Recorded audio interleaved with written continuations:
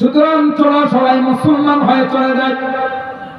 সবাইকে নিয়ে রওনা দিলেন। হযরত সুলাইমান পয়গম্বর উপস্থিত যারা ছিল তাদেরকে বললেন, কে আছো আইয়ুকুম ইয়াতিনি বিআরশিহা ক্বাবলা ইয়াতুনি মুসলিমিন। তার সিংহাসনটা অবিকল আমার দরবারে পেশ করতে পারে।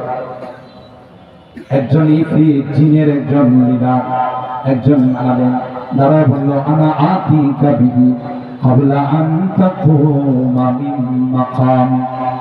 এ বাদশা, আমাকে যদি পারমিশন দেওয়া হয়, আপনি দাঁড়ানো আর বসতে যেটুকু সময় লাগে তার পূর্বে আমি সিংহাসন উপস্থিত করে দিতে। হযরত সুলাইমান ভাই, এত সময় আমার কাছে নাই, এর চাইতে দ্রুত কে পারবা একটু দাঁড়াও। কোনাবাড়ি উলামা পরিষদের সভাপতি সেক্রেটারি দাঁড়ায় কয়, ও পয়গম্বর, আসমানি কিতাবের ইলম সিনার মধ্যে আছে, দুর্বল নয়।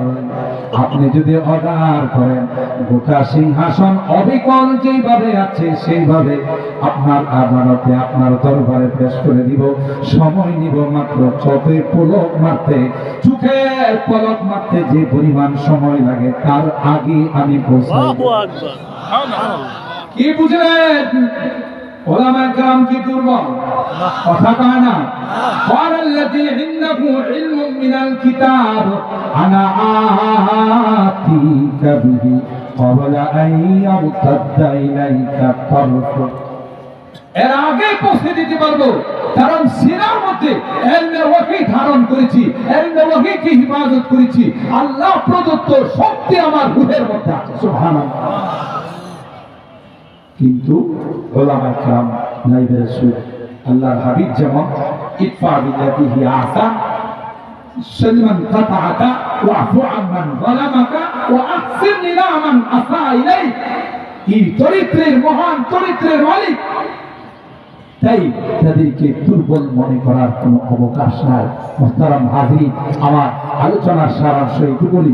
আজকে যে ওলামায়ে কেরাম আপনাদের এলাকায় আপনাদের জন্য নিয়ামত, কেউ কোনো মসজিদের খতিব, কেউ ইমাম, কেউ মুহতামিম, বিভিন্ন পোস্টের মধ্যে ওলামায়ে কেরাম আছেন। এই ওলামায়ে কেরামদের রাহনুমাইতে, ওলামায়ে কেরামের কথা শুনে আমরা চলার চেষ্টা করব। দুনিয়াতেও না, পরকালেও না। কথা বলেন ঠিক না? হাত তুলেন, লিল্লাহি তাকবীর, লিল্লাহি তাকবীর। হাত নামান। আল্লাহ আমাদের হাতগুলোকে কবুল করুন। জীবন ওলামায়ে কেরামদের মহব্বত আর ভালোবাসা নিয়ে, ওলামায়ে কেরামদের পরামর্শ নিয়ে আমাদেরকে চলার